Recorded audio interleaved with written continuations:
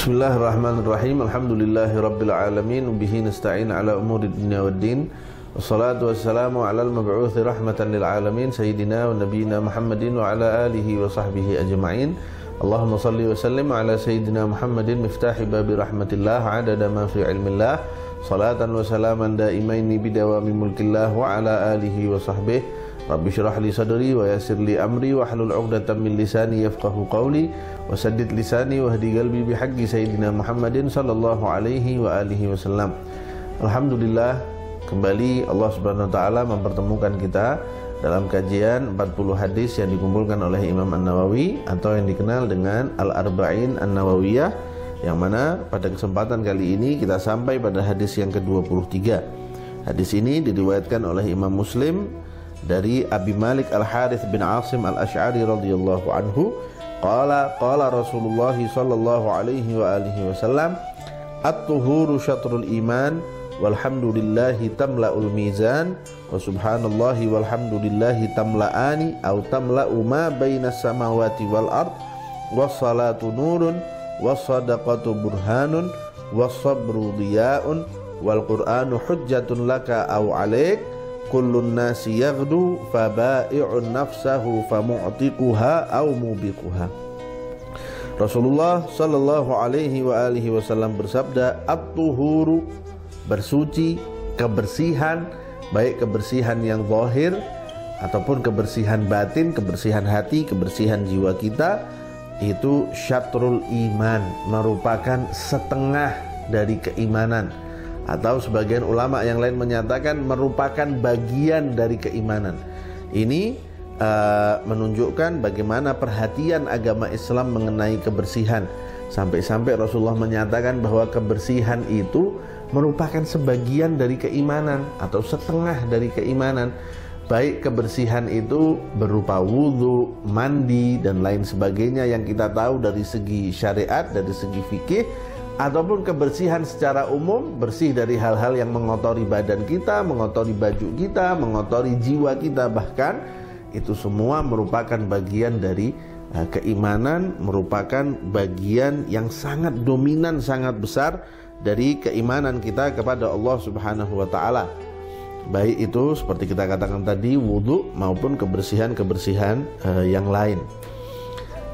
Karena itu Rasulullah SAW menegaskan dalam hadis ini pentingnya kita memperhatikan kebersihan tadi, pentingnya kita selalu menjaga diri dari hal-hal yang bisa mengotori jiwa dan mengotori pakaian, mengotori badan kita, karena itu memiliki nilai yang sangat besar di sisi Allah Subhanahu wa taala. Rasulullah sallallahu alaihi wa alihi wasallam kemudian melanjutkan dalam hadis tadi, walhamdulillahi tamla'ul mizan, dan ucapan alhamdulillah, pujian kepada Allah, rasa syukur kepada Allah Subhanahu wa taala, tamla'ul mizan, itu akan memenuhi, memberatkan timbangan kebaikan kita di akhirat nanti ketika semua amal kita yang baik dan yang buruk ditimbang oleh Allah Subhanahu wa taala. Ucapan kita, pahala ganjaran dari ucapan hamdalah yang kita ucapkan, dari rasa syukur yang keluar dari hati kita, pujian yang kita ucapkan dan kita resapi dengan hati kita kepada Allah Subhanahu wa taala, itulah yang nanti akan memberatkan timbangan amal kita di sisi Allah Subhanahu wa taala. Ini sekaligus, kata ulama, hadis ini menegaskan bahwa ada mizan itu, bahwa nanti di akhirat memang akan ada proses amal kebaikan dan keburukan kita ditimbang oleh Allah Subhanahu wa taala berdasarkan banyak ayat Al-Qur'an, dan salah satunya berdasarkan hadis yang kita baca ini.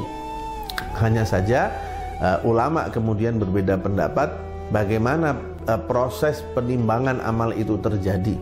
Namun hemat saya tidak perlu kita kemudian terlalu fokus kepada prosesnya. Yang jelas adalah pasti amal kita ditimbang, sehingga fokus kita yang tepat adalah memikirkan nanti timbangan kita itu yang paling berat kebaikannya atau yang paling berat keburukannya. Itu yang harus jadi fokus utama kita, itu yang harus menjadi perhatian utama kita, bukan bagaimana proses penimbangan amalnya, lalu siapa yang kemudian menimbang amal-amal itu dan lain sebagainya.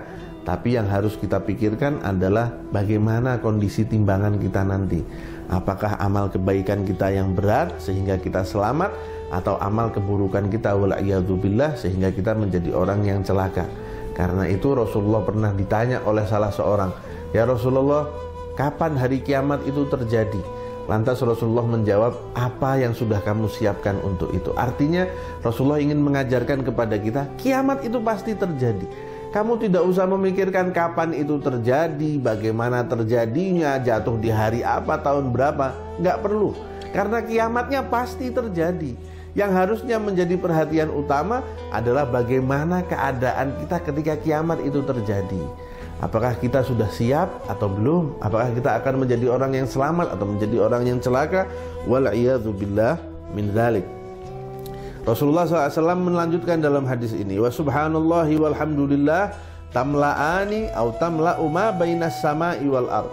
Sedangkan ucapan subhanallah walhamdulillah itu keduanya akan memenuhi pahalanya, jika ditampakkan, kata Rasulullah, akan memenuhi antara langit dan bumi. Gambaran bagaimana besar ganjaran yang didapat oleh orang-orang yang mengucapkan itu, mengucapkan subhanallah dan alhamdulillah.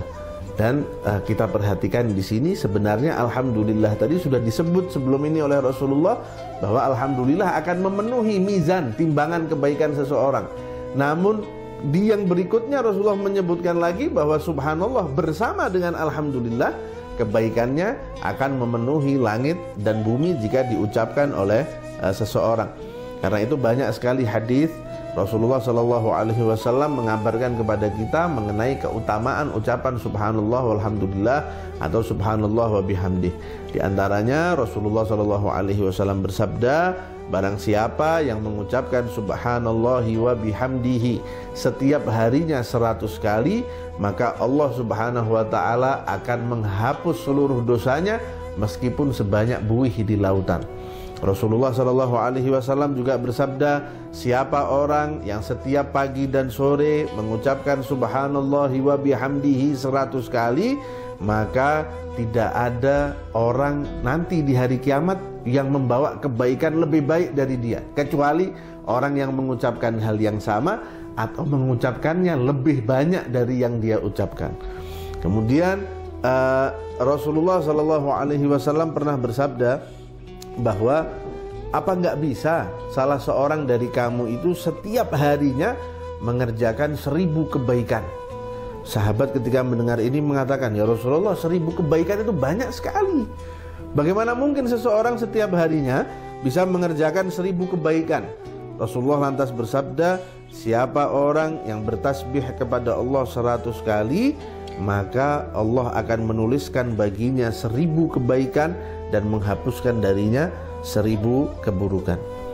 Kemudian Rasulullah SAW melanjutkan di dalam hadis ini bahwa wassalatu nurun, dan sholat itu adalah cahaya.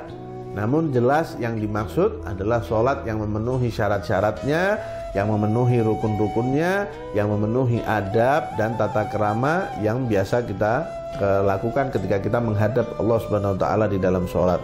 Sholat yang benar, sholat yang seperti ini, kata Rasulullah, nurun, akan menjadi cahaya bagi orang yang mengerjakannya, menerangi hatinya, bahkan bisa jadi tampak di wajahnya cahaya setelah dia melakukan sholat. Karena itu banyak dari para ulama yang mengatakan siapa orang yang sholat di malam hari akan tampak indah wajahnya di siang hari, akan tampak indah wajahnya di pagi hari. Kenapa? Karena Rasulullah mengatakan tadi bahwa sholat adalah cahaya. Di dalam hadis yang cukup panjang, Rasulullah pernah menyatakan bahwa sholat itu mendatangkan keridhaan Allah, mendatangkan kecintaan dari malaikat, bahwa sholat itu akan menjadi cahaya pembeda bagi orang itu, bisa membedakan mana yang baik dan mana yang buruk, dan seterusnya. Panjang sekali keutamaan sholat yang teriwayatkan dalam beberapa hadis dari Nabi Muhammad SAW. Rasulullah juga pernah bersabda bahwa siapa orang yang menjaga sholatnya, maka dia akan mendapatkan cahaya, akan mendapatkan petunjuk, dan akan menyelamatkan dia nanti di hari kiamat. Rasulullah SAW juga bersabda, siapa orang yang sholat 5 waktu secara berjamaah, kelak dia akan melewati Shiratal Mustaqim, jembatan sirat itu secepat kilat, dan dia akan datang di hari kiamat dengan wajah yang bercahaya bagaikan bulan purnama. Rasulullah di dalam hadis yang tadi kita baca, beliau juga menyatakan was-shadaqatu burhanun, dan sedekah, baik sedekah yang wajib yaitu zakat maupun sedekah yang sunnah yaitu infak sehari-hari yang kita kerjakan, itu adalah burhan. Burhan itu artinya bukti, dalil, petunjuk bahwa orang ini adalah orang yang sempurna imannya kepada Allah Subhanahu wa taala, karena dia mau mengeluarkan dunia yang fana sebab dia yakin dia akan mendapatkan ganti di akhirat nanti yang kekal. Dia akan mendapatkan pahala yang akan menyelamatkan dia nanti di akhirat. Maka orang-orang yang mengeluarkan sedekah, orang-orang yang rajin bersedekah, sedekahnya itu merupakan bukti keimanannya kepada Allah Subhanahu wa taala. Bukti bahwa dia lebih mendahulukan akhirat dibandingkan dunia. Bukti bahwa dia bersyukur kepada Allah diberikan kenikmatan harta dengan cara memberikan harta tadi kepada orang-orang yang membutuhkan. Bahkan disebutkan bahwa nanti orang-orang yang rajin bersedekah itu di hari kiamat akan ada tanda pada diri mereka sehingga mereka tidak akan dihisap hartanya. Nah, karena seperti dikatakan Rasulullah tadi, was-shadaqatu burhanun, sedekah itu menjadi tanda, menjadi bukti. Ada yang mengatakan yang dimaksud bukti di hari kiamat, tanda bahwa ini orang diberikan harta lantas dia rajin bersedekah sehingga dia bebas dari hisab mengenai harta yang dia terima dari Allah Subhanahu wa taala. Dan tentu saja banyak sekali hadis-hadis mengenai keutamaan bersedekah yang kita insyaallah sama-sama sudah tahu. Rasulullah juga menyatakan wasabru diyaun, dan kesabaran adalah cahaya penerang, yaitu seseorang yang mampu memiliki rasa sabar, dia akan memiliki cahaya, dia akan memiliki pengetahuan sehingga dia bisa membedakan mana yang baik dan dia tempuh kebaikan itu, dan mana yang buruk sehingga dia bisa menjauhi hal-hal itu. Ya, karena orang yang sabar itu dia artinya mampu berpikir dengan jernih, dia bukan orang yang tergesa-gesa, dia bisa menimbang segala sesuai dengan porsinya, yang mana itu memberikan dia kesempatan untuk bisa membedakan mana yang harus dia lakukan dan mana yang harus dia tinggalkan. Dan itulah yang dimaksud dengan cahaya penerang dalam hadis Nabi Muhammad SAW ini. Dan keutamaan mengenai sabar juga banyak sekali, dan di antara kesabaran itu adalah sabar dalam menjalankan ketaatan, sabar dalam menjauhi kemaksiatan, sabar dalam menerima musibah, dan sabar dari gangguan orang lain, termasuk dari pasangan hidup kita sendiri. Suami yang sabar, kata Rasulullah, menghadapi istrinya yang mungkin kurang baik, dia akan mendapatkan pahala seperti Nabi Ayub.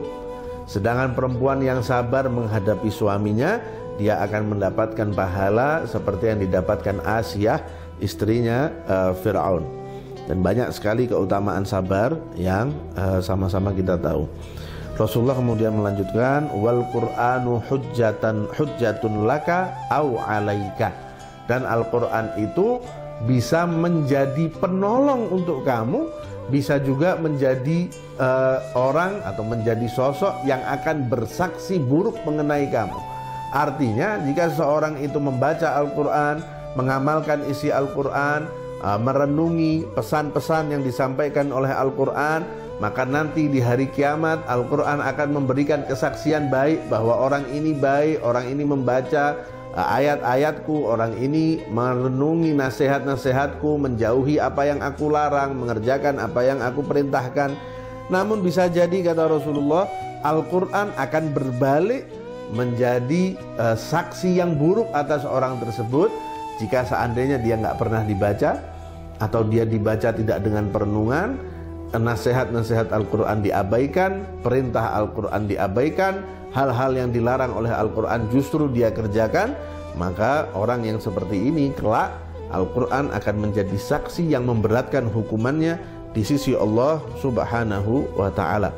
Karena Al-Quran nanti bisa memberikan syafaat kepada orang yang membacanya, memberikan syafaat kepada orang yang merenungi isinya, memberikan syafaat kepada orang yang mengerjakan nasihat dan mengerjakan perintah-perintah Al-Quran. Di akhir Rasulullah SAW mengatakan, dan semua orang itu berusaha, berjalan, beraktivitas dalam setiap hari-harinya, maka di antara mereka ada yang mengerjakan ketaatan sehingga dia membebaskan dirinya dari azab Allah. Namun di antara mereka ada yang melakukan kemaksiatan sehingga dia mencelakakan dirinya dengan menjerumuskan dirinya sendiri ke dalam azab Allah Subhanahu wa taala sebab kemaksiatan yang dia lakukan. Karena itu dalam setiap hari-hari kita harus menjalani hari dengan penuh kesadaran. Kita harus menjalani hari-hari kita dengan meminta pertolongan kepada Allah sehingga kita menjadi orang yang selamat, menjadi orang yang terbebas dari azab Allah, dan bukannya menjadi orang yang terjerumus dalam siksa Allah Subhanahu wa taala. Mudah-mudahan Allah mudahkan itu semua untuk kita. Mudah-mudahan Allah berikan taufik untuk kita semuanya dan dijadikan orang-orang yang selamat dari azab Allah Subhanahu wa taala. Amin ya rabbal alamin. Assalamualaikum warahmatullahi wabarakatuh.